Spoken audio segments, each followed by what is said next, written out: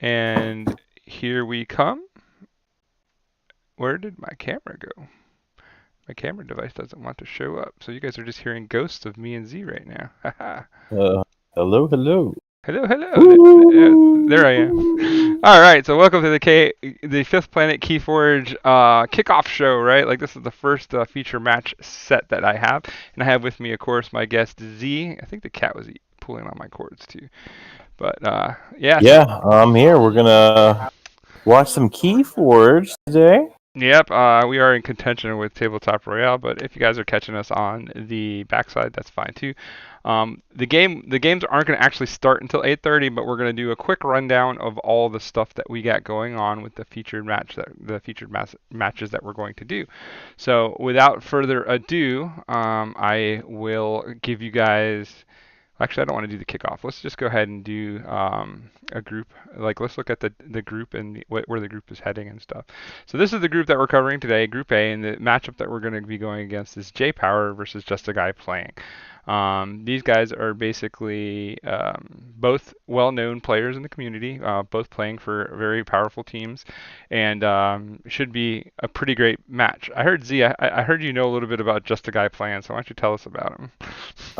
He is one of our OG members of Team SAS, with us from the very beginning. He's won a vault with one of the decks in his lineup here. Galaxy. He won, I think that was Albany, the Survival Vault. It was I think Albany. yeah. So yeah. Yeah. So That's just the guy playing, and on the other side is a former member of SAS, for now one of the OG KIP members, for a quick Jason. for a quick minute, right? Yeah, for a quick minute, I think he's like the shortest-lived Team SAS player ever. Actually, you I don't might know. have been shorter. I think I You went might have been shorter. shorter. I think I might have been It was like shorter. you might have made a week. Yep. Then So you guys got to get all fancy on me. yeah, our Amber token scared you away. They did. I didn't want to. At the time, I wasn't into it, but now I'm like a little bit different minded about them. So. Uh, right. What? All right. Okay. $10 So for a game, yeah. $300 for tokens. I couldn't get behind it at the time. I was still into this game is cheap to play mode. Yeah. I'm not in that. I'm Yeah. not in that mode anymore. But anyhow, with that said, yeah. So we got JayPower. He's a guy that I've been talking to and dealing with for a while now. And he's always been A plus character. Like he's a guy that like just always is good to deal with. He's always very fair. He's very fun. He's always smiles and having a good time. And he's a hell of a good player. So he is a very Yeah. focused. Really great guy. He's a very focused and direct type of player. So we do have the decks that are going to be banned already. So why don't we take a look at the 3 decks that each of them brought, and then we'll tell you which one they banned, and we'll give you guys a chance for you to tell us which one you think they banned. First we'll start with Just a Guy Playing, and we'll look at Galaxy, Tycho, Manor Aerosmith. So Z, I know you have quite a bit of experience with this deck, so why don't you cover it? Well, I currently own this deck. It does a lot of things. The disc sets up everything else as the engine with the double library of the damned. It has completely of obnoxious disruption with control the weak, succubi. Logos has interesting levels of amber control with a double effervescent in the graph. Phase shift makes all the things happen. Double mother is another engine. And then the Untamed is there for the knockout blow with Dust Pixie, Nature's Call, Hunting Witch. Telega's a great lead card. It's there to try to do all the things inside one 36 card package, and most of the time it kind of succeeds that. Nepseed has tons of good targets. It's just a really good deck. It used to be a lands deck, so if you could imagine it being better back in the day, it was. Yeah. So that is Galaxy. And this was a deck that didn't really get that hurt by the library access errata, right? Like it did because obviously everything got a step down, but like this deck still like trucks just fine without the library access chain Yeah, because of the quality. It does work still just fine. It The quality of cards somewhat in the deck. recently went 8-0 in Glorious U event, so that was cool. Yeah. So the deck has like all the early and late game cards you could ask for with like things like Succubus, Mothers, Teligas, Hunting Witches. Like, this deck is just all around good. So this deck is definitely a great deck. If you could see the chain score on it, it's 22-4. I know that doesn't mean a lot, but it means something, and that 8 power means a little bit. So this deck has done some things in its history. So Well, it actually has 0 chains, so that means the 22 and 4 is all all vault tour. vault play. Oh yeah, So vault yeah, play. Yeah, so that's all at the highest level. That's pretty yeah, relevant, I guess. So yes, I don't know how to read chains because I don't do them. So, yeah. but anyway, so All right, we'll move on to on the to next deck. his second deck is Sergeant Mask Blake. Sergeant Mask Blake is a Dis Logo Shadows set that basically is sporting a triple Edie, double Infernus, like lots of good stuff here. It has the too much to protect for scaling Amber control with the interdimensional graft as well, and it has double Exhume, so you get lots of repeat action on some of these key target creatures. Lots of speed with like being able to archive and put tools into the archive, and it has like good outs with everything. I think the shadows is probably the weakest house here, but Well, it's most likely a deck that is trying to only play for 2 houses. So we'll see if it gets struck or see if we get to see that happen. hmm and so All right. the other deck that they have here is Gunbullet Bio Lady General. So here is another. This is a Dark Amber Vault deck with 8 mutants. So there's going to be Yeah. lots of speed. It has the Curiosaurus and a couple other cool tricks with the transporter platform Anthony. All stick out like as threats, and like this is. Definitely an artifact driven deck here, right? We got the Mm-hmm, transporter platform, we've got the Curiosaurus and a Dark Amber Vault, mm-hmm. and Font of the Eye to combo with the Curious. So lots of artifact stuff happening. So we're about to see the other side of the table's decks, see if there's a lot of artifact answers. Right. All right. Definitely relies on them. All right, so those are the three for Just a Guy Playing. You saw Galaxy, you saw Sergeant Mask Blake, and you saw Gunbullet Bio Lady General. So jot down your answer real quick. Which one you think of these three decks might take the ban from Jason? And now let's take a quick look at Jason's decks. So his first deck is FR Torek Kroon of the Torcrune of the Streetwise. Streetwise Deep. Yes. So here's a 92 SAS deck. Has triple Infernus, excuse me. What am I lying about there? Triple Infernus, double Six Semper, double Tribute. You Uh, missed the Hysteria with the I, triple I was coming while you back were to. there. I was coming back to it. I was. That's almost more important than the fact that there Okay, are you go 3 ahead and do it Infernus. then. You're gonna cut The me off. Hysteria with 3 Infernus is super crazy. Like that's really cool. Now go ahead and do your story. I was gonna just go through all the double ups in the thing, but there's a lot of like consistency factors here with like things being doubled and tripled up in this deck, so it makes it very. It's going to come out very smoothly all the time. It's going to kind of give you the same kind of game feel every time you see it. I think that's important. And then the Hysteria is there to bounce the Infernuses and the Kirby's and the things that have that come into play value. And then having 2/6 Sempers with 2 tributes is pretty gross, especially when you're packing that key cheat with the Triumph. So this deck is kind of crazy. But let's see what else he has. We have Q-Fink La Agile. So this is basically going to be um, a Dis Sanctum Untamed set. This is the Mass Mutations. It does have 8 mutants in it. It does rock an Eaton's Jar, double Infernus, a double Mark of Dis, good board Another control. Dav with 8 mutants Yeah, too. and a Grim Reminder as well. So that's pretty gross. So then you see in Sanctum it does have the Dark Amber Vault, so that the mutants are getting full value. Has some really nice Sanctum creatures as well with an Orb of Wonder, so he has a better chance of drawing his Dark Amber Vault as well if he wants to get to it, or his Eaton's Jar. So this is kind of dangerous. And then you have the Amber Lucian in Untamed, which is a crazy card as well for as far as dropping things down. That could put a lot of mutants in play like really quickly, and he has a key cheat and the key frog there as well. So pretty good quality deck here. I don't expect less from Jason, right? Like Eaton's Jar all the way. All Great. right, what's next? You could do Mother Surfoid, I am not Indomitus. doing Mother Surford. I'm going to just pretend this deck doesn't exist for a moment. Okay, so he's gonna pretend this deck doesn't exist because it's a Heart of the Forest deck, and this is his best one. This is one that basically is going to get massive use off of his memory chip. Has Mimicry, Nature's Call, Chota Hazari, does all kinds of gross things as far as Heart of the Forest goes. And when you talk about top level, like I'm going to beat you with Heart of the Forest kinds of decks, that's what this deck is. It doesn't like wait for you to lose. It basically just beats you. So could be very dangerous if artifact control is not a must. So with that said, we have FR Tori Kroon, we have Q Fink, and we have Mother Seraphoid. So now the question is, which two decks got banned?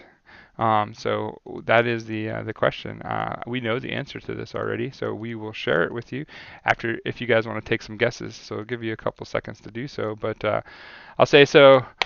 I see some Grant Titus out there. I see some Muffins. I see some Kongi. Welcome to the stream, guys. I'm sorry I didn't get to you guys right away, but basically we wanted to get this ready to go, and it looks like it's 8:31, so we kind of went over just a little bit, but we're going to get into it. But the two decks that were banned were Galaxy Tycho, Manor Aerosmith, and FR Shocking. Tory Kroon of the Streetwise Deep. So those are the two decks that we're not going to even wait for. Those are the ones that they're ready to. The guys are already in game, ready to go, and we will see who the heck is playing Mask in this event. Just the guy playing is playing Mask. But anyway, with that said, we are we are going to get moving. So let's roll the intro, and then we'll get over to Jason and Just a Guy Playing, as they are basically should be in queue ready waiting for us. So I think they had a remake, but they should be doing that. There yep. they are. Yep. So we'll go get in the game, and we'll be ready right after this quick intro.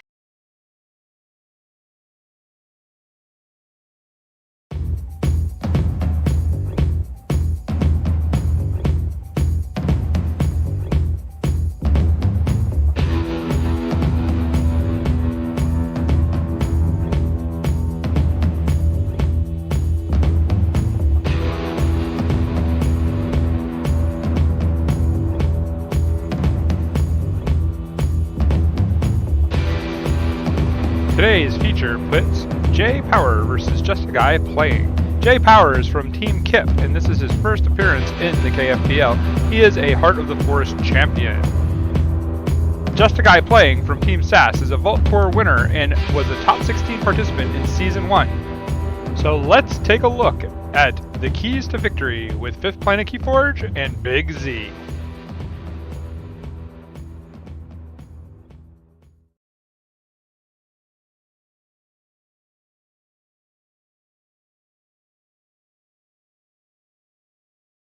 All right, so there we go. That is the fight cam. We are ready to go, and we have this Kip on SAS Violence ready to start.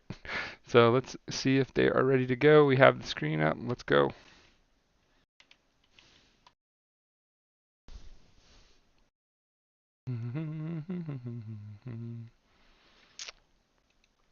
Probably should have had them PM what they were going to play in case they were trying to hide their enhancement thing. I don't know if they did or not, but one way or the other. All right, so here we go. We are going to kick the show off. Z, take the wheel and drive. All right. We've got on match 1 the hard deck versus the gun bullet. So we're going to see the most exciting Keyforge ever. Or we're going to see a hard. One of the two things we'll have. So I'm looking at gun bullets list. I'm not seeing any artifact control. I do see Curia, so that's curious how this could go. Because Amber moves around in weird ways with Curiosaurus, right? So like that could be an issue. Mm-hmm. That would be for Heart. It would be interesting. But I mean, the real key here is like you only win with your weakest deck, right? So like Heart of the Forest can only win Jason one game no matter what. So, but this is true. But you're looking for the. I think the biggest thing though is Mask does have Artifact removal. one artifact removal. Let's see, Mother. It does have the seed though, so it could be an interesting. I think Mask is definitely more advantage. Like, not I don't want to say more advantage, but has a higher chance to win versus the hard deck. So So if Gunbullet does somehow steal a win out of this, that could be very interesting. How this? yeah. We'll see if he can get there fast enough, and if Heart of the Forest can find its way to the top of the draw pile fast enough. Sometimes that is the best way to beat Heart of the Forest is just to never see it, right? Yeah, and Mother isn't the fastest heart deck round. It's got a lot of tools to help persist. But yeah, you do have to see it. Mm-hmm. But Gunpullet's not exactly like rushing itself either, right? So it's not like you're gonna expect to see super fast, Amber push out of the gate, unless it's lucky with the board. Just a Guy Playing starts off with a Dark Amber Vault. That's a pretty good start. That is one way to accelerate the pace, but again, that's card acceleration, doesn't entirely translate to Amber acceleration all the time. We all know that. But it'll turn into a board state, which will be good for him, I think. Yes. So we'll see where it goes. As Jason plays 3 cards out of his hand, he drops the Chota, persistent hunting for an Amber, and Dandelion. Digging's good. We know he wants to dig, so that's what we see. So he's basically not putting creatures on the board either, because he decided to opt to put them into the graveyard. For newer players, why would he do that against this deck? I doubt we have that many newer players watching, but I guess YouTube's we have a thing. We have a couple that I know have been hanging out on my streams. So, but there is value. Yeah, it's one of the things I just talked about. Curiosaurus and the capture manipulation is a thing. Mm-hmm. If they don't have creatures, that's not a thing. Right. We're going to see what's going to happen with the board, though, because the mutants are coming down. Bizarre day. I'm new. Yeah. What would be new is you not having like odd comments. Okay. Just picking. I appreciate your. He's Bizarro Dave. He's backwards. Bizarre. And avoid end of time. Ooh, purging the Anthony. And again, he goes and chooses to discard more creatures. Keeps them off the board. Speed of play again. Jason, almost instantaneous. I think Jason, Grant, and Dunkoro are the 3 fastest TCO players on the planet. Yeah. They move pretty quick. Like, I blink and their turn is done, so... They got a plan. They're executing their plan. There's a commandeer. Sure. Interesting. So, like, this is the kind of card that he's throwing creatures away because of stuff like Commandeer, where all this Amber's going to get set out, and if he drops his Curious Aura, it gives them a target to basically gain value off of that creature. So now we're starting to see the wisdom. So we've already talked about it. So it looks like Just Guy Playing is only up to 4 Amber. I don't know if the speed here is being helpful yet. There's the graft, the early graft. That's what I'm talking about. It's not even with the Dark Amber Vault, you're not going to see Gunbullet like race up Amber fast. Not in the cards. It's not Galaxy. Nothing is Galaxy. Except Galaxy. They're played. Pretty high value researcher. Yeah. Draw 2. Yeah, it's getting some value. Mutants in Dark Amber Vaults are pretty good. With extra Amber draw pips on it too. That's pretty silly. So Just a Guy Playing did make the top 16 last season, so he is he's familiar with KFPL, where Jason is new to KFPL. But that's because I don't think Jason was the first player to make season 2 outside of the top 16. Yeah. He won our first cash monthly event ever, and we only were giving one slot at the time. Later, we moved to 4 per event, but he won the whole dang thing. Mm-hmm. And he became the first non-top 16 player in season 2. Yep.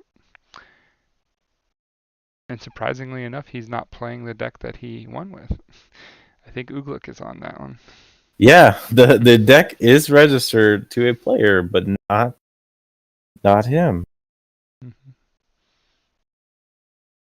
It's a lot of decks out there, and it's like interesting because a lot of the teams have shared decks, like they've like given decks to other teams or communities. So it's been very nice to see that and helping people rate up this tournament because I mean our average SAS is I think 80 or something. It's pretty high.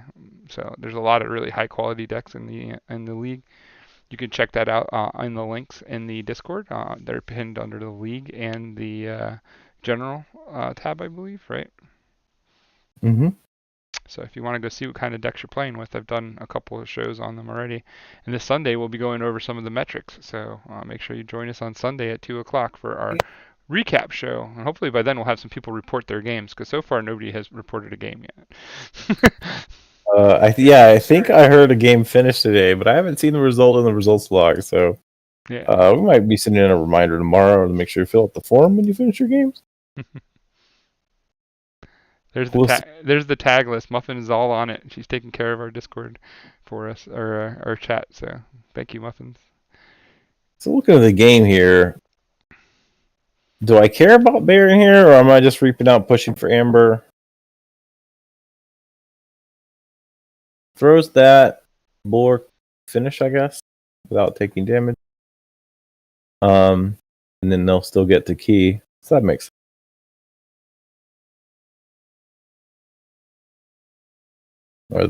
That worked. Yeah.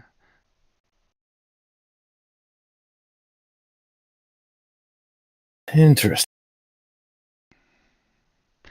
I think a Curiosaurus might even be a discard in this game. No, like maybe not. I don't think so. All right, we had an Untamed turn. Still didn't see a heart. No. But we're getting to the point where there's almost no chance that we're gonna see 3 keys before hearts played. The math just doesn't work. That mimicry on the red alert though was pretty wild. That was pretty brutal. Trigun actually got rid of the Curiosaurus already. I missed that. I mean, there's a chance. No, he already did. It's in the discard pile.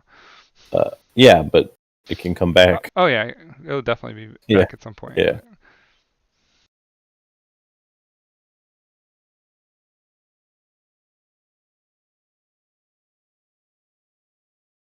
Yep. Continue to put the amber.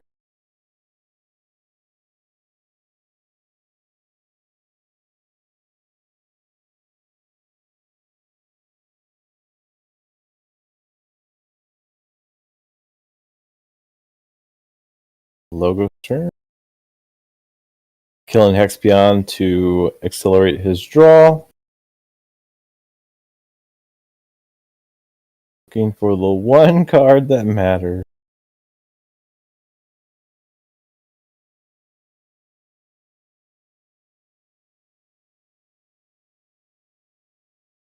Get into a real high chance that you.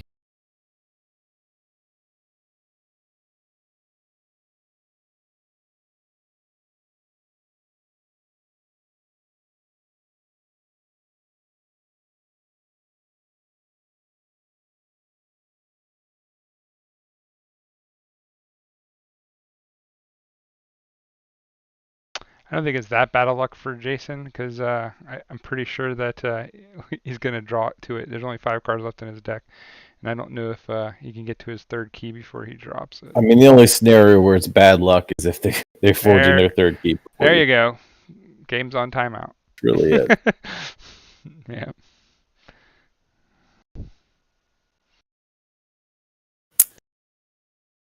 The game goes on timeout, folks.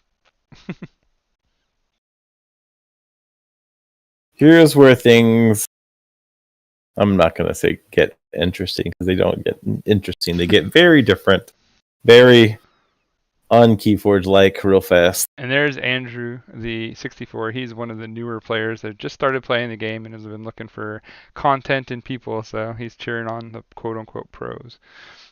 Well, welcome, Andrew64. So if he's got questions, let's get some answers to them. Like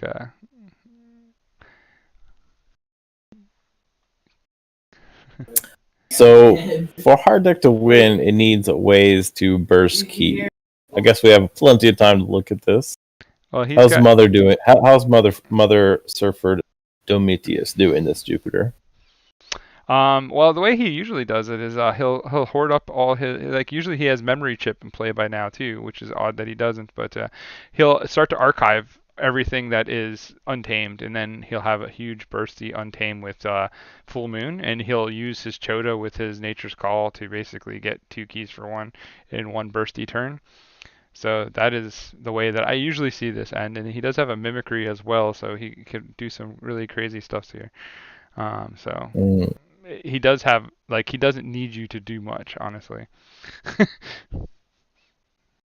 because got it. all that amber that he's storing on his guys now, that's all going to come back to him as well. He'll bounce and like manipulate to make sure that happens.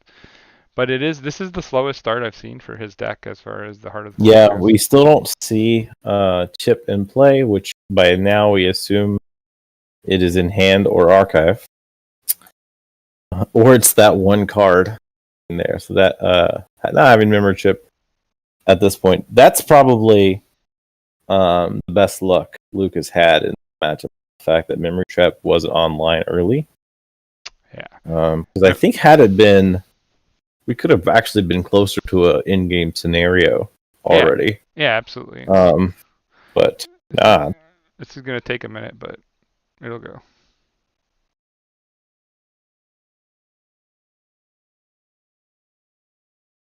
And again, he's going to be able to tax these keys with the Fausts and stuff, so that's interesting as well. Mm-hmm. That's a different dynamic that I'm not used to having to see or deal with. So I haven't seen him play this deck since the mass mutations came around. So Yeah. and the taxing could be big because I don't think he has that many ways to do like major board wipes. So like Well, the mimicry is oh yeah, pretty that's true. effective. Oh, actually, It, red alert is now cleared. So yeah, so I guess it'll be interesting to see if Luke hoards the red alert, like if he keeps it in hand. well, see logos. There's the chip. Yeah, now we're seeing a logos push. Knowledge is power. There's some there's some Using the seed to get Kip back. interesting. To archive more Archiving, cards. yeah, just archiving a ton of cards. Knowing that seed's going to go back in the pile and that the seed is completely safe whenever it does come. Yeah. And his opponent can't do anything about Heart of the Force anyway. Yeah. So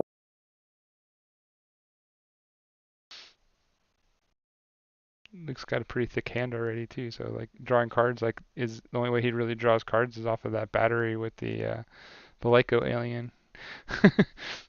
true. But That's 2 cards a turn. yeah, that might be the way. Just put yourself in position. Play your Star Alliance and stay on your Star Alliance.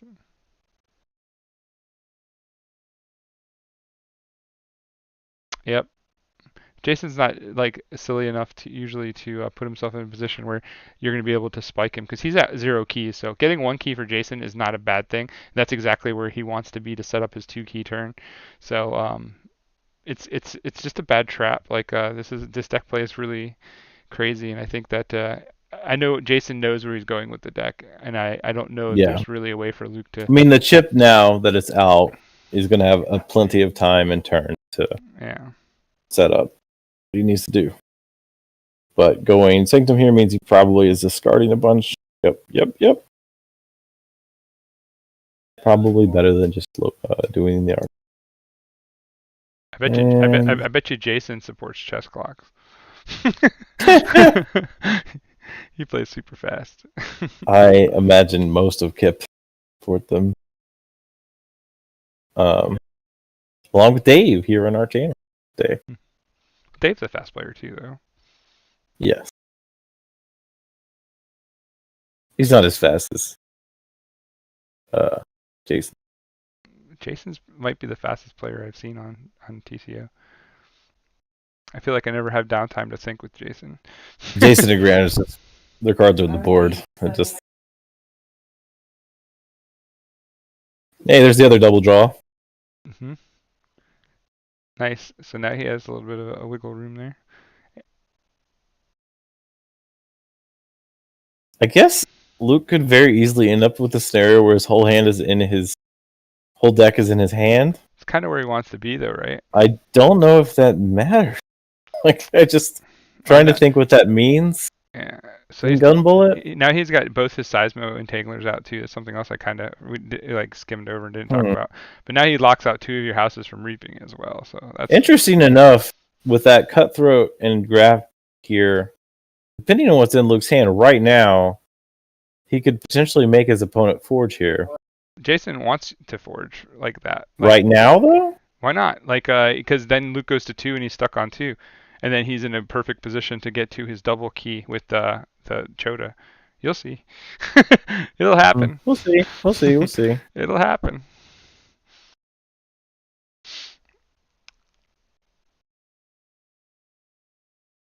I fell victim. I think there is some consideration happening. Yeah, I fell victim to that trap in Albany, so I remember. Yep. I saw it firsthand in Albany, so like I was playing the deck I just got from Dave actually in a trade. Had 3 Infernus. A good position to do stuff against this deck, but he got memory chip out first turn, and like I just never had a chance. I never saw it coming. That Chota uppercut was gross, and hadn't played enough against Heart of the Forest to know what I was doing yet at the time. So it was just it was a thrashing.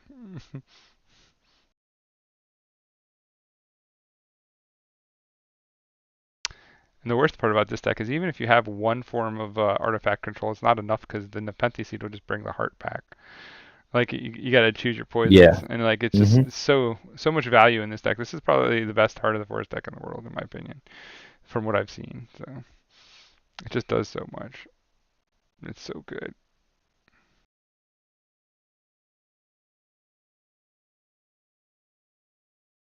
But this is also the problem with Heart of the Forest is it's really hard to commentate on because there's really nothing happening. Yeah, I mean, like everyone knows what's going to happen. It's just a matter of seeing the process, and we'll see what goes down.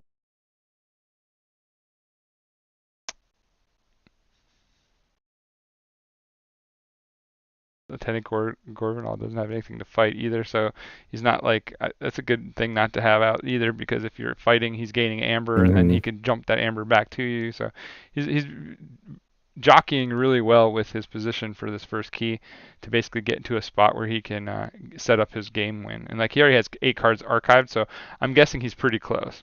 Like I wouldn't be surprised. Yeah, we see 0 untamed cards and 8 cards in the discard, right? Yeah, right. So. Right. So he's definitely set up to where this first key is going to probably be like 1 key, and then he's going to win the next turn with 2 keys. Would be my guess. If he can get there. Yeah. He should be able to get there. Let me see. So he's going to have the full moon, and then he has what 1, 2, 3, 4 creatures. 4 creatures might not be enough. 4. That's only 8 amber.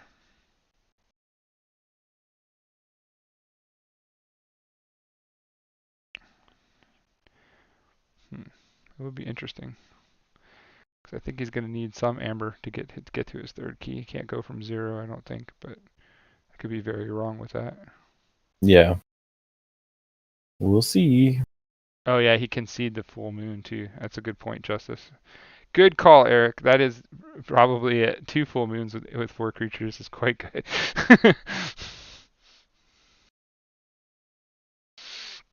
That means he'd have to get the seed. And then Luke gets the Second key. Second key.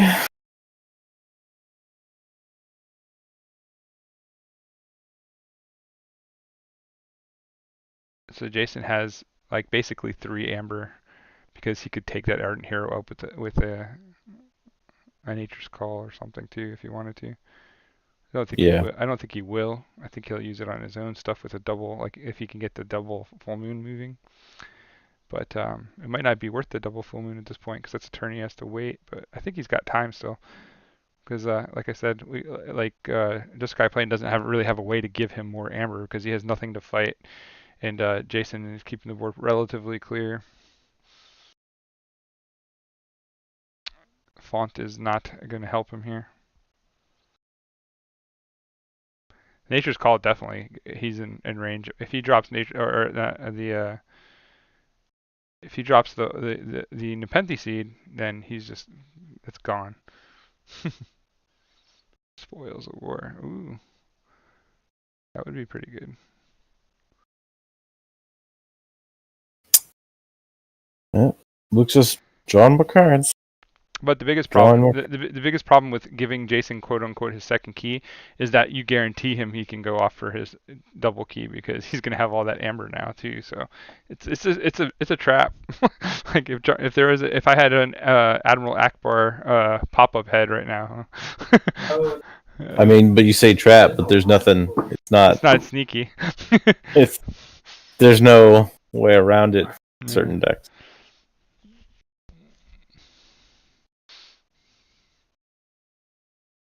Seed was down earlier and he used it. But it's not down right now. No, it's not But down now, but he's like seed not down yet. Yeah, so he has like a thing, but I don't even think like he wouldn't need the seed. I don't think if he was given basically 5 more amber right now to make a key. I think he has enough to make 2 keys in one turn.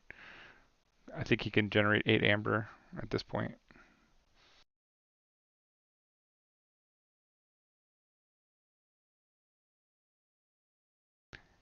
Yeah, I mean as soon as he gets to seed, he's gonna play it and get it online. But here comes a big discard turn probably. There's knowledge is power just to get more archiving. That's great.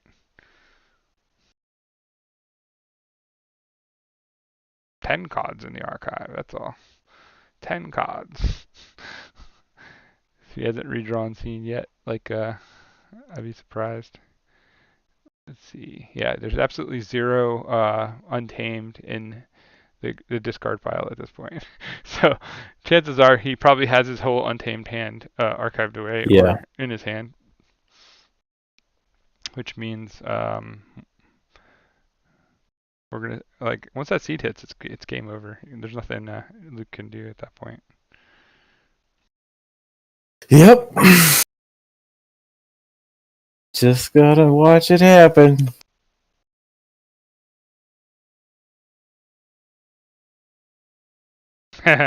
Plays knowledge is power every turn for 20 plus amber. That'd be hilarious.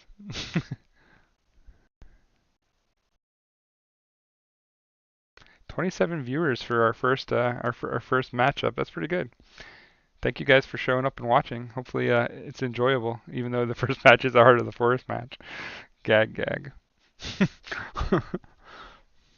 I don't mind Heart of the Forest.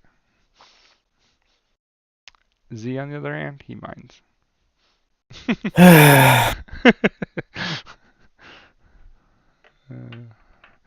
It wouldn't be a tournament if Jason didn't get to play a Heart of the Forest deck at least once. If anybody in his group is watching this, they might think to ban it, or have unless they have like artifact removal. We want to see the best players and the best decks. I cannot deny that this is one of the best decks. In fact, Jason might be the entire reason why Heart of the Forest isn't banned from the whole damn event. I don't like banning cards for the league though. Like that's something I think I would be against. I don't mind limiting them, but banning them feels bad. Hey, there's the seed. Now you're on life support. Now he is completely on life support. Oh, there he plays the mimicry. Interesting. use the mimicry to play to use Lay of the Land so he could draw more from his deck and get it back into the draw pile. That's the only reason he played mimicry right there. It's like I'm gonna make sure I have everything I want right now. So there's only one untamed card not accounted for, basically, because there's like one of these 12 cards might be the card that's left in the draw pile. Might, Yeah. might.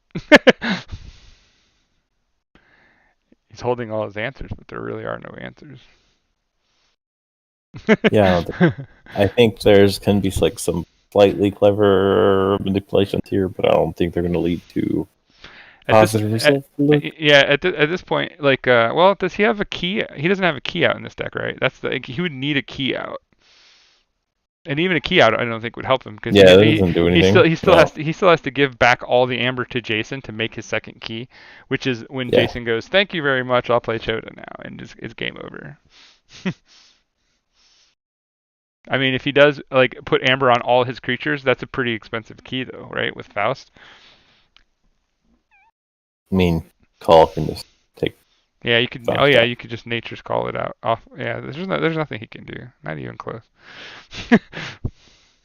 He basically has two nature's calls now if he wants them as well. So even if he Yeah. doesn't double full moon, he could get all the value back from just playing nature's call twice.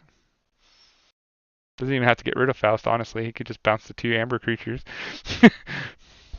True. That's a four amber nature's call right there.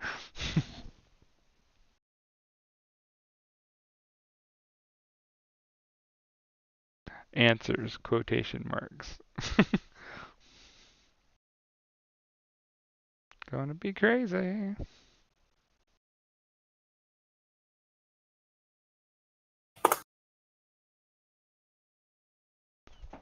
Harlan's been really quiet. I think he passed out. It's an early night for What? him. Harlan, I think, passed out. He's been really quiet and laying No. on the couch. I think he actually passed out. That's pretty early for him. We didn't even give him any melatonin yet. He must be tired. I did take him outside and make him run around today, so that could have helped. I'm sad too, Ugly. I feel you. The first aired game. Apparently, there was a game earlier today, which y'all will know the results of later on Sunday. Yeah, we're keeping results until Sunday show. That way, you guys get some kind of update on Sunday, and then it will give you the new pairings and all that stuff. So it'll be fun.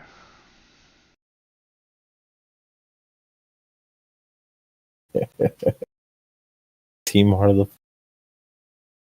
Yep. Uglik said, if it's Team Heart of the Forest, I'm out. So I guess we'll be calling them Kip still, because you don't want to lose a player like Uglik.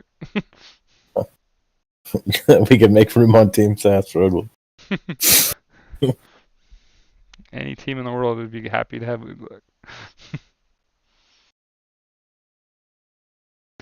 The Mad Lad, the OG Mad Lad. Oh, there comes the burst.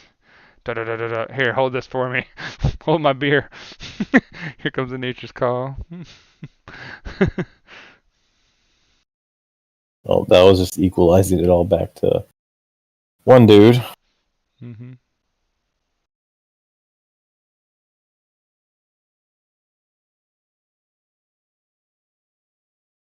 I just dabble in the dark arts. I leave the wizardry to others. That's cute.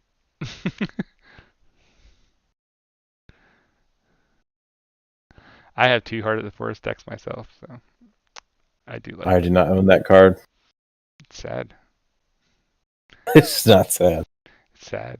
So if I ever get It's like ridiculously rich, it's like the One the Ring. It's like Burn the Heart campaign will begin. it's like the One Ring. Once you have a Heart of the Forest, it's precious, and it just makes you want more. Unless you get a really crappy one, which most of them are. Oh, Ludo, interesting. Doesn't stop the Nature's Call play though. Like No. Okay, I guess it's not quite time yet to win the game. Oh, here comes Equalize. Put it all on Ludo. That's awesome. We're really sure what's going on here. I think the math has been there for a while. So I think Jason's just toying with his food.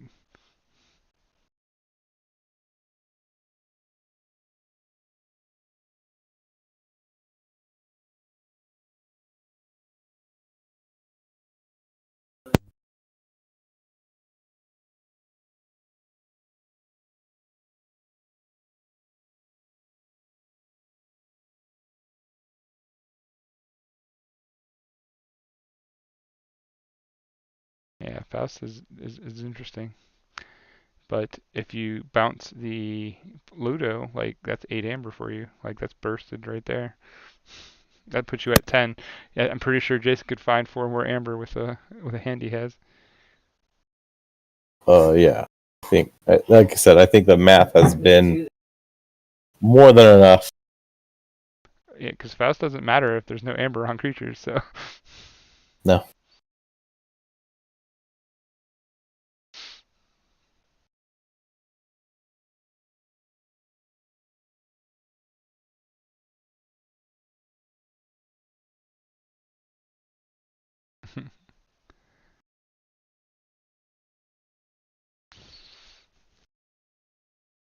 He's deciding to load up the board finally. Have to zoom this out a little bit. The board got wide. They also fit for me, but just My monitor is not as big as yours. I used to have a big monitor, but I gave it to my kids for their room. yeah, nice.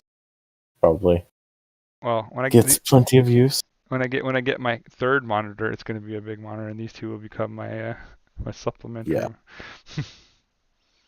Like this is all for naught. It's just, hey, there it is. All right, game over. Good job. The game 2. There's the full moon twice. Yeah. Here comes the value turn. Or Mimicry.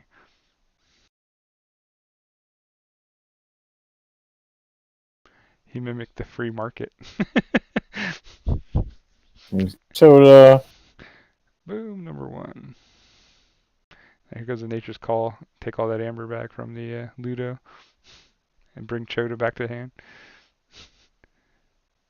It's a key right now. Bam. Money. There it is. Good game. Well played. Good game. That was like watching a boa constrictor kill a cow. But still pretty A cool. long time.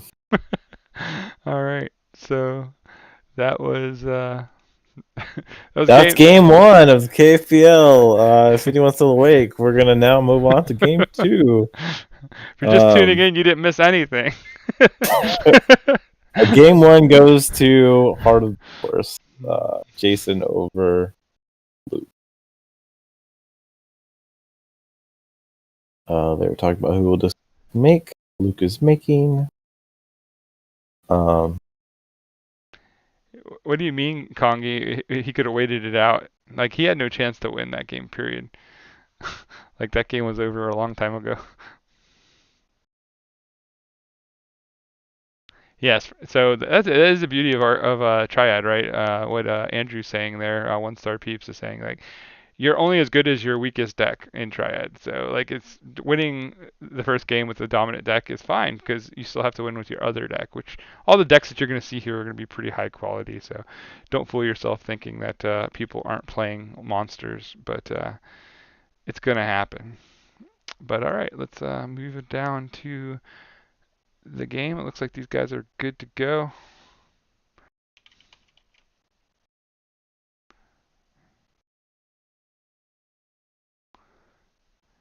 All right, so we have Q-Fink, as we knew it had to be, and Gunbullet is making a second attempt. So he's not choosing to switch decks. It's important to know that Luke could have switched decks here. Doesn't really matter that much as far as that goes, in my opinion.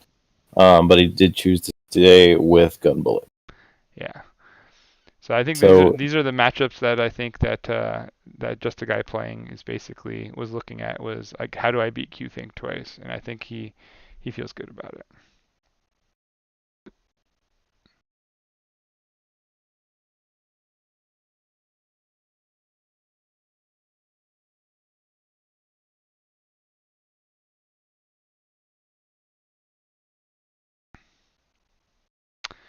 Getting compliments about how this is where Luke would benefit greatly by early Dark Amber Vault, but Jason gets early Dark Amber Vault on the other side. That's pretty big here because Jason also has Jar in the deck, so he could potentially now jar his opponent's Dav.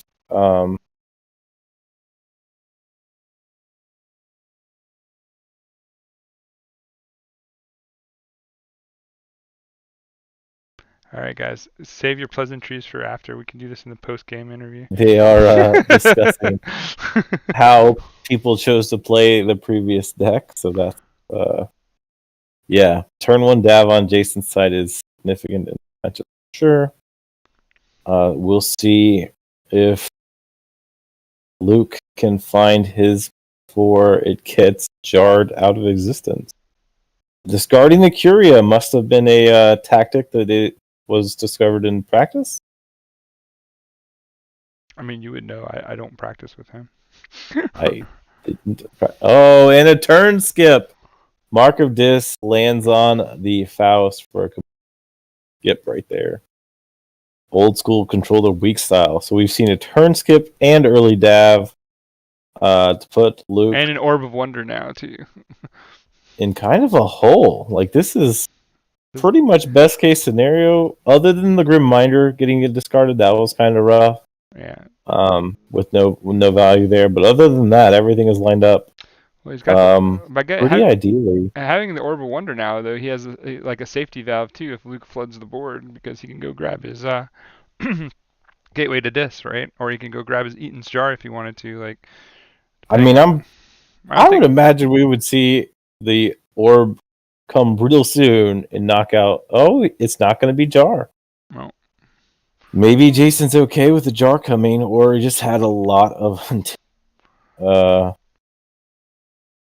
That's a real big fairy. What is he gonna hit with the Jar that's gonna be like his opponent's Dav? Yeah, that would be good. I mean, there's some other choices in there too. There's a triple Bulwark, I guess, but killing 3 cards is pretty good. Yeah, but in the end, it is just Bulwark, which are mostly garbage. That takes away 3 mutants from his Dav too. So, like, I don't know. Yeah, it'd be interesting to see.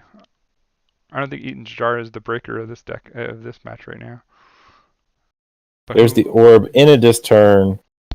Takes the card in the hand, plays the Jar. What does he put the Jar and on? He jars Dav. Dav, yeah. He said no, yeah. None of that. So now it's Dav on Dav deck, except one Dav is completely gone. Yeah. Good luck, Luke. Here comes Infernus. He nails the Commandeer and the Spoils of Battle. Spoils of Battle. Whew. Jason throwing down some ugly stick. Yeah. I mean, sometimes the Crucible just in the face and you move on to your next match. Right.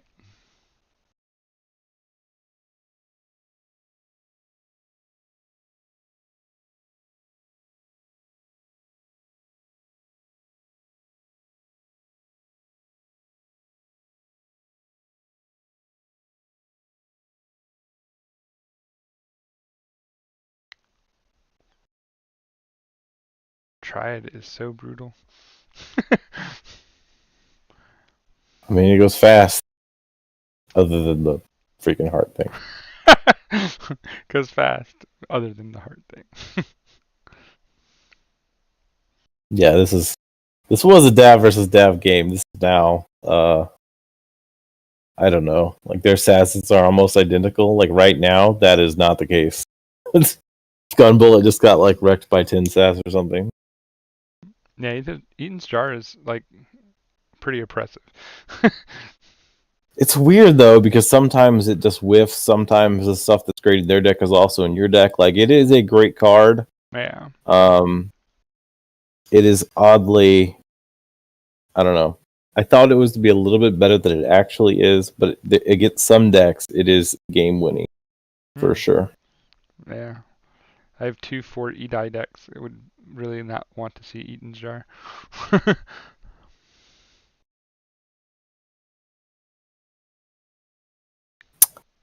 Luke is pushing Amber a little bit better than I expected at this point in the game based on what we've already seen happen. Yeah. So that's interesting. There's that Super Fairy. Hammerlution. I love Amberlution. That card is amazing. I hate that. Who's talking about Amber? Oh.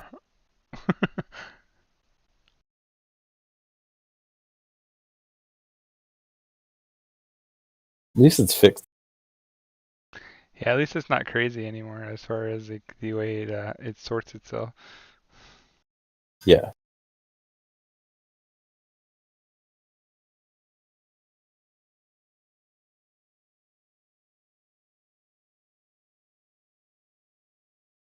It's a DI.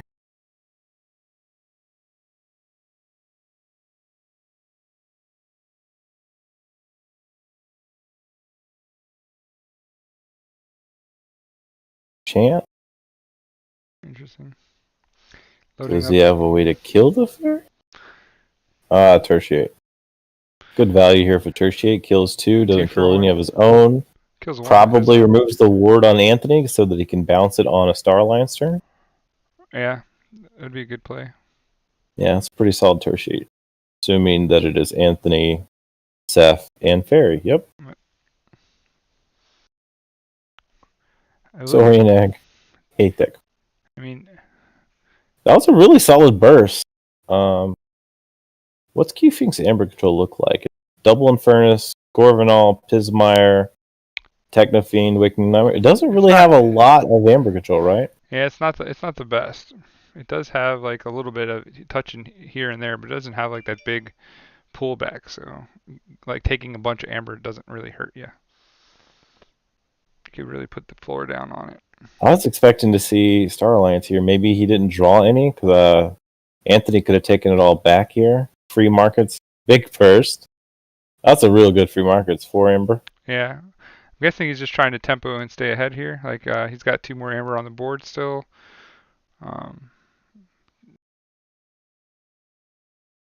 He could fight here and get some value off of these 2. There comes the Dino. Shows a Stomp. That's unfortunate. Stomp is a good card. Mm-hmm. Probably hoping to find a Ludo. Yeah. Ludo with a +3 on it is pretty good. For sure. Saurian Egg is a viable challenger for the Fuzzy Gruin and cuteness. So this is an assault to Gizzleheart. He could take out the hero with that.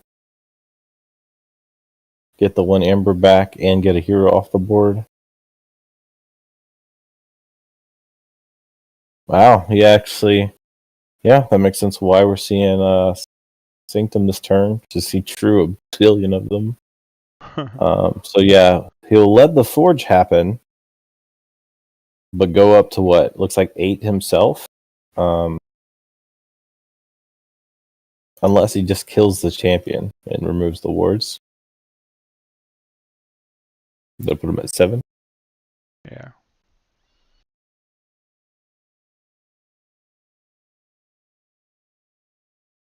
I could see both of those scenarios. What did he find? Oh, he killed.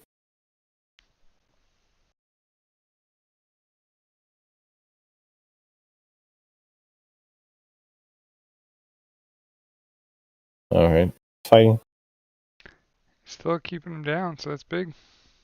Yeah, I went. With the fighting to keep him off check there, without going into Star Alliance for the Anthony. Ooh, There's that gateway. there's the Evolution. Why is Evolution? Yeah, Evolution. Oh no. Ludo's a little bit late. Both of those Oh, draws just look at got all the burned. value And though. the Kirby got burned. Yeah, no, I mean, All those play effects don't happen. yeah, but he's still gonna get to use them next turn. Like he'll get to play the Star Well, Alliance Kirby turn. does nothing next. He can, well, yeah, because there's no creatures, but he can get the value off that draw though. He might be able to hit the Kirby with the. Although I guess if he did the Lyco Alien first, with he the, could then replay one of the draws yeah, and then possibly hit something with Kirby. I don't know. We'll see. yeah, there's still chains here because of the platform. My question is, does he? I think if he worked for it right, he can answer hero. Does he let the hero, like, does he let Fandangle live here? Is what I'm talking about. Like that, Fandangle is pretty brutal in Fink. Yeah, I think you like. Thinking you go Lyco Alien here, like fight into the Fandangle. It's taunted. Oh yeah, never mind. It's behind the Ardent. Ardent's pretty good. I hate that card. It's so good against. I think Lyco Alien is just fight one of the bulwarks because it can't do anything to the Ardent hero. No, can't. He is going to draw his last card here, hoping it is a creature, I imagine.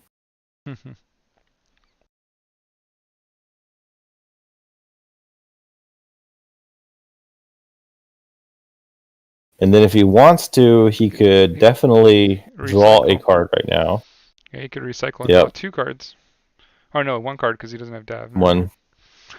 So you one. This one. The underpowered version of what we saw last game because Dav is gone. Now we get the hope. Well, let's up. Does he get a value off of Kirby? Oh, none of those 3 cards are creatures. He is pushing for the Amber though. He's at 4. Yeah. But the problem is we're about to see some nonsense. Because Fandangle is just pure nonsense when it fires. Kill the witches or get stitches. Alright, the Ardent's trade. It looks like he's looking for the Gurvanol or Ludot or whatever. Now the freaking Fandangle is 7 power, 2 armor. And then, yes, everything coming in ready. There goes a Ludo. There goes a Gurvanol.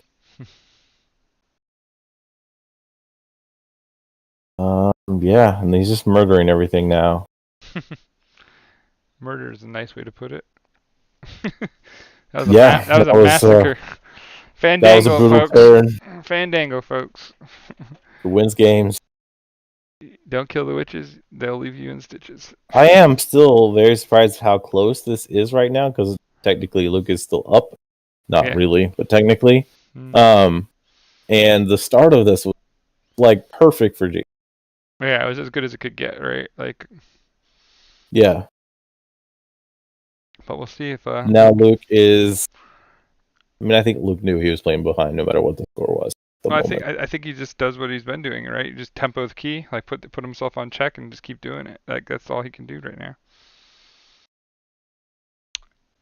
Unfortunately, again, like I don't even think Fandangle is gonna make. Plays Axiom. Oh, there you go. That did answer. Tertiate to kill off the last guy. Does he have another Amber in hand? Like, most likely it's not going to hold, but it would have been nice to go to check there for Luke. Couldn't make it, but that was a significant. Because Pismire Fandangle again, and a Key Frog. Oh gosh. Oh yeah. Do you have another out of nowhere? I guess nowhere. Can you answer again? Now the danger is if he puts creatures on the board that Key Frog can attack into him and die. So if he had a way to generate like an untamed, generate any kind of value. Well, if he drew Red Alert here, that'll at least kill the frog. Yeah, that would be worth it. There Red Alert kills the frog. Ah, that was lucky. That was good. Then he plays Flux. to kill Fandangle because he has mutants of his own if he ever plays a creature again. Yeah. Doesn't go to check again though. Yeah, that's just fortunate on unfortunate. And then the resurgence is just gonna grab them back. Both of them. That well timed turn just turned into deja vu. Resurgence is a very good card, especially when you have. Yeah, to sell it to kill the frog. Wow. Not a bad move though. Font of the Eye. Oh no. And then he had to discard his Dark Amber Vault for the second time. Hurt so bad. Oh, there's the Infernus. Coming out ready.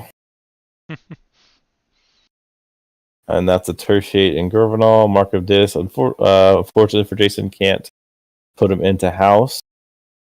Another Infernus. Can't take any Amber on his opponent, but he could purchase Mark of Dis, I guess? Yep. Yeah. Or he could, well, I guess he's not too worried about this recycling. But he could have got rid of like the Quantrino Flux and the I think that he's just pushing and creating a differential between him and his opponent. Yeah. Well, you got the check, so that's big. You gotta think this game's close to over. Draw better, Luke. Sheep's advice. That's the classic sheep advice of all time. Draw better. But yeah, I think Jason paid more attention to the draw better strategy in this game, and that's what he did. Drew better.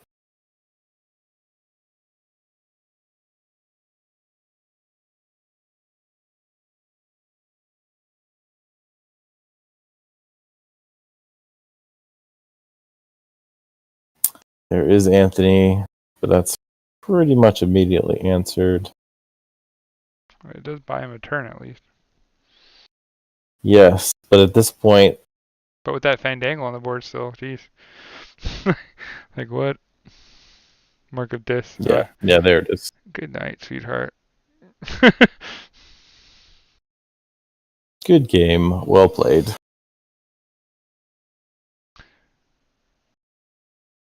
And Jason will take Luke down 2-0, it looks like.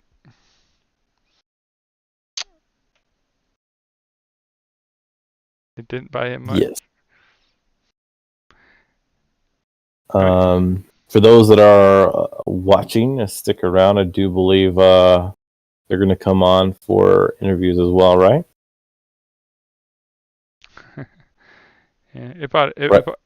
Yeah, they're going to come on, they said. Okay.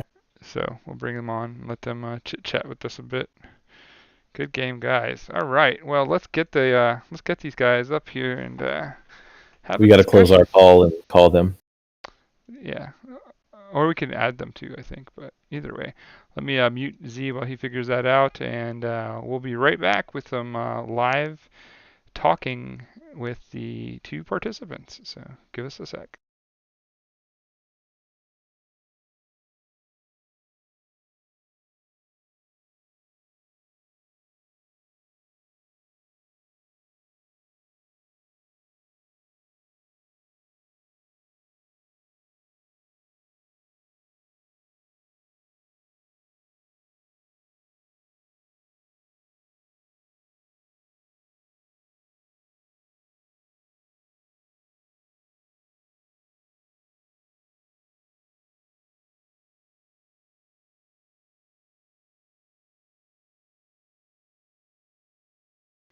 All right, so we have Jason and Luke here, and we're going to be bringing them on to do a little bit of a talk about it, and we will bring them in now with Z, and we'll get some questions and feedback. So you guys are live, so go right ahead. All right, you two go ahead and talk for a minute. I'll let you congratulate them like you were a second ago. Yeah, so I was just saying congratulations on it, and sorry if my play was slower the first game. I had prepped for you playing that without doing the discard, so I needed to figure out on the fly a strategy, and I decided to try to draw my entire deck. It was Yeah, I did not expect that. I did not do that in play. To not do that in play. I was super concerned about what that might look like long term. So yeah, it was no worries. It's interesting. I do tend to discard minions with that deck, especially in person play.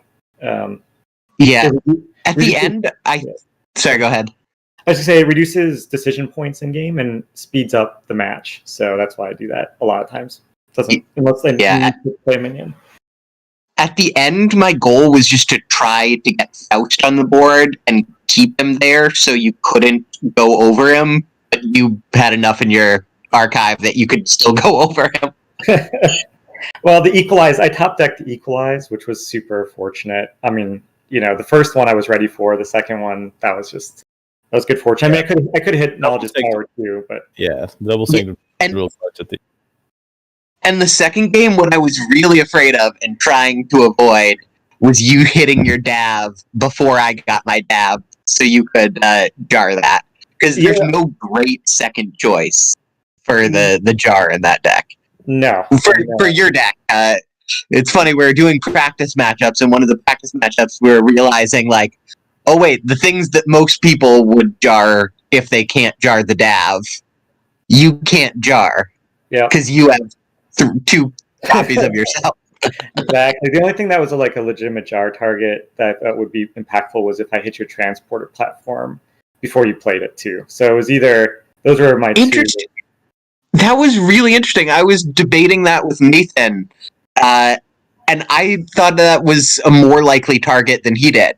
Our guess was if you couldn't hit the jar, that you do defense initiative.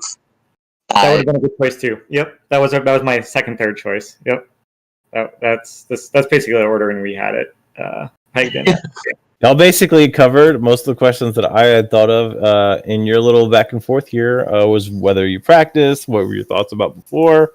I think the one thing I didn't hear is, Jason, why did you choose to strike what you chose?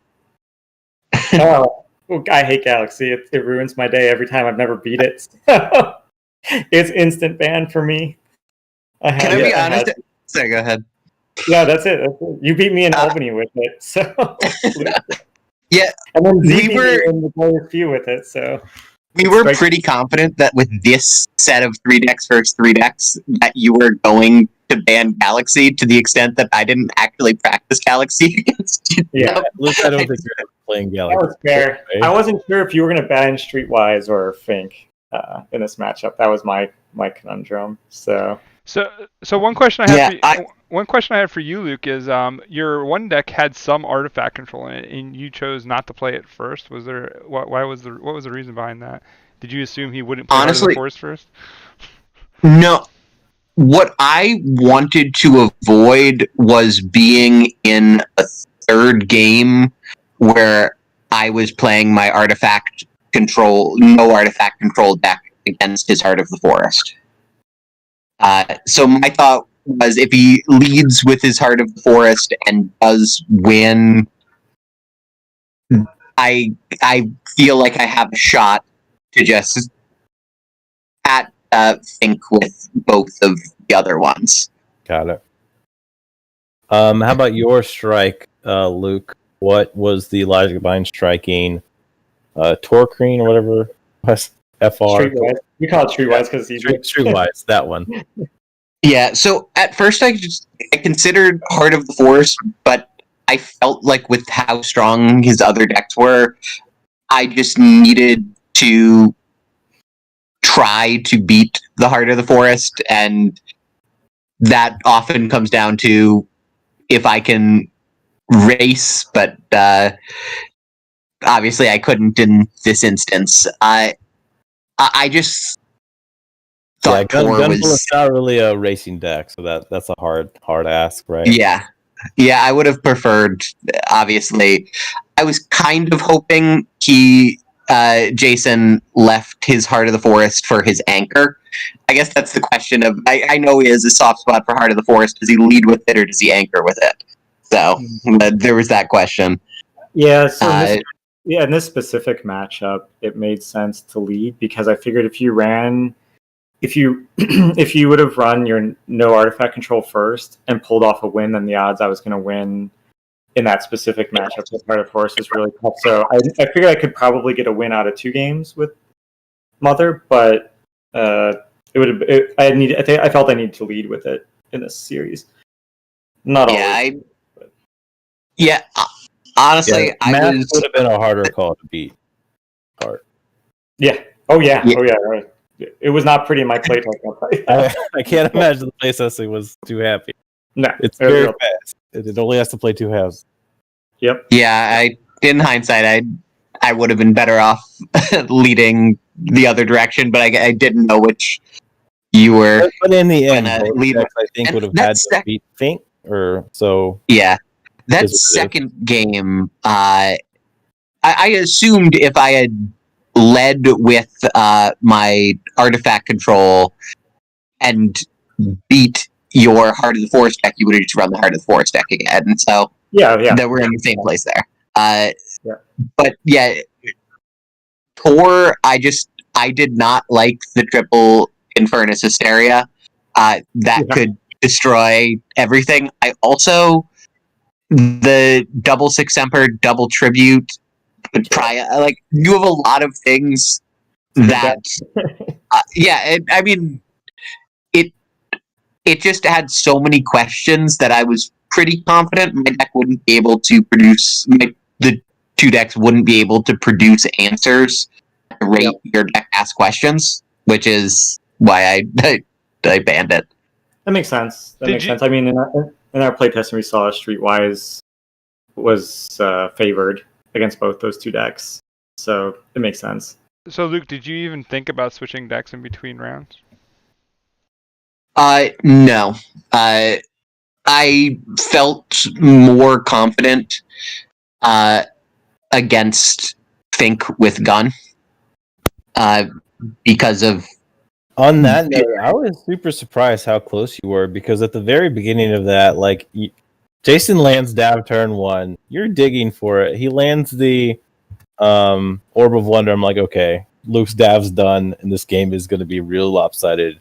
That's how I and you end up fighting for that 3rd key. Oh, if I had the shittiest... Oh, sorry, I shouldn't swear.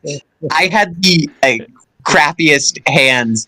I got some good luck in the middle, but right at the end, when I needed to just churn Amber to make you answer 3rd key, I literally had no Amber in my hand multiple turns straight. I know. I was so worried when you turned your deck that you were going to hit free markets and just close the gap right at the end. Because I was talking about on the stream, like, there's not a lot of Amber control, and a lot of it's in your discard. Like, if he does burst somehow out of nowhere, he could, like, come back and steal this. But yeah. Well, I was also, like you guys said, I was not expecting it to be so tight there because I had such a favorable opening. Yeah, like, if you scripted what you wanted to happen in the first 4 turns of the game, I'm pretty sure land Dav and then ban his Dav is going to be on this list. That's the dream scenario. Yeah, like, here's a win con. If this window happens, take advantage of it. Yeah. Honestly, when I saw Orb of Wonder, I assumed on your next turn you were just going to go into Dis and jar me for my Dav using the Orb. I wanted to do that, but I was going to lose some efficiency. Like, I thought I was going to lose too much efficiency taking that line, so I had to take one turn fly that you didn't have it. That was risky, but that I did it for a little efficiency play. Because I did think transport platform was reasonable to hit later.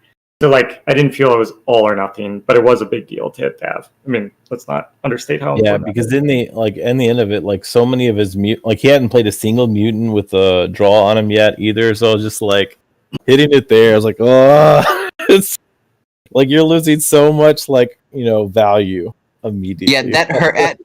The second jar came down, I knew I was a major underdog and I would need to get lucky. And then I know how Jason plays. Jason is a super efficient player. Yeah. So usually, like, in this sort of matchup, I'd normally try to win by out efficiencying someone, but I know I'm unlikely to be able to do that versus Jason. Yeah, and that's why getting that Dav, like, it shuts down, 8 efficiency effectively out of your deck when the Dav is down, because you have, I think, 8 mutants, plus you have the bounce effects with the mutants in-house. Well, Andy ended up drawing it again. Like, when he's saying he wasn't drawing any pips, that was another card he saw when he flipped the deck. Yeah. So that's another inlaid chain. So, like, you chained them twice, removed away 8 cards that would draw, and then you probably need to count 2 to 3 more because of the platform. So, in total, that was like 12 cards drawn nuke on Yeah, I do think there's an argument that I made an error at the end when I axiomed, so I killed the entire board. I could have tertiated. It left you with 3 creatures, but I was hesitant to do that because I wouldn't have gotten chains, but I didn't have much amber control. So if I leave you reaping ability, I mean, you wouldn't know that for certain, but you would have been probably able to just immediately rush with board in hand. I'd have to go back. That's what I was afraid of. I wouldn't be surprised if that would have been a slightly better call, because like you could have spread the houses. That's true. And it probably would have been. I think I had 2 different houses. Maybe even I don't think I had 3, but maybe I did. Probably had 2, because I only have 3 disc minions in that deck. So odds were, and I know I had both the Infernus's sitting there, so I don't think that the mutant was still in play. So it probably could have got me on 2 different houses. Yeah. Probably would have been fine to split it and not take the 2 chains and get the extra efficiency. Would be my guess. In hindsight. Yeah, and actually, speaking of which, like, it seemed like you took a draw action when Axiom was the last card in your deck, which I thought was a little strange instead of like a reap. I can't quite remember. You did something. Oh, you attacked with the Sacro Fiend, I think, or what? Not the Sacro Fiend, but the Star Alliance Fiend to draw the top 3, and just to pull the, which I didn't think was, because you could have squeezed out an amber. You're right. Yeah. Well, he ended up not getting a creature in any of that anyway. So yeah, he could have had 1 more amber there. Yeah. All right. Jupiter, do you have any questions as we're wrapping up here? I have none. I just put out to the Twitch stream if they had any questions for you guys.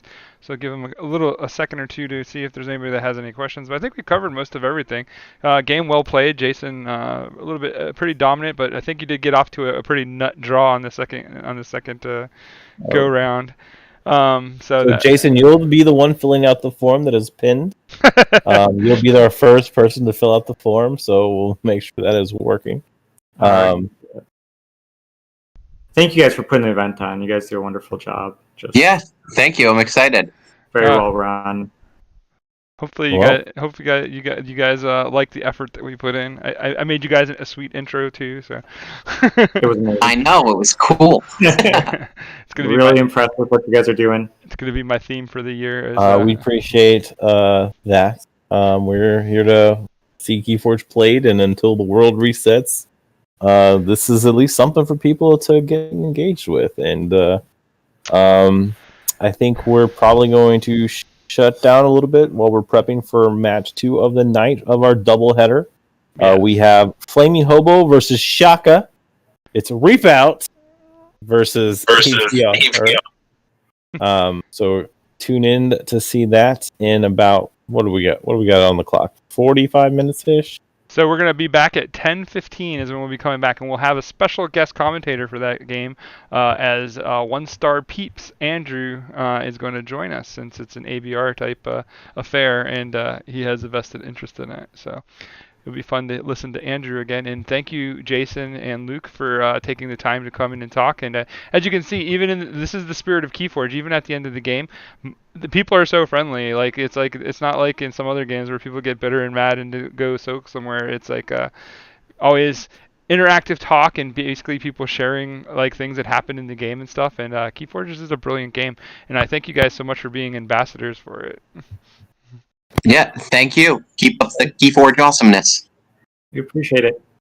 Good luck in your future games. I don't know if we plan on featuring more than another person again during the Swiss. So if we don't, I hope to see one of you in the finals, or in the top cut, or whatever we call it. I mean, maybe even both. You can play in. Yes, both could happen. One person could take seed 1, and then the second and third seed will play against each other to then be shuffled into the top 16. So it's not like we hope to see a rematch. We'll say that. That means you both have gone as far as you can go before you get booted out. So in a rematch, would Hart be struck? I don't want you to answer. We're gonna cut you guys off right here and go to break. Cool. Thank you. Yeah, thanks for tuning in, and we'll be back with the stream again at 10:15. So we're gonna go off air for now, but thanks for following us. And we will return shortly to bring you Flaming Hobo versus Shaka.